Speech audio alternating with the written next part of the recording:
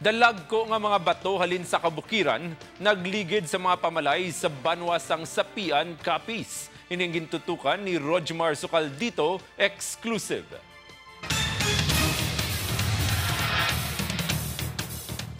Nabulabog ang mamuok kakatulugon sa mga residente sa pagragasa sa mga dalagko nga bato.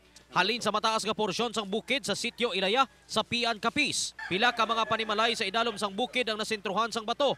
Sa pagsaysay ni Alan Reyes Sr., nakibot sila sang naglagubo kag nagtupa sa banggirahan sang ilapuloyan ng bato.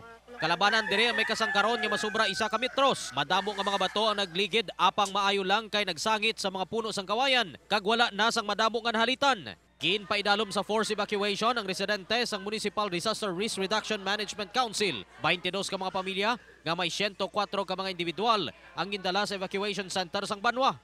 For maayo man ang kahintanga sa atong mga evacuees kay provided man sang pagkaon kay natulugan. Base sa Mines and Geosciences Bureau, paghumok sang duta ang naging rason sang paghulag sa mga dalagko nga mga bato.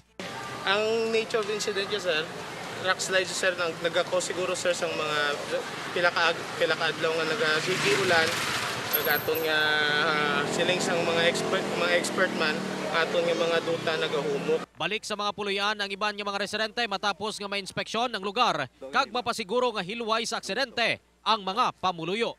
Rojmar Sukal dito para sa One Western Visayas.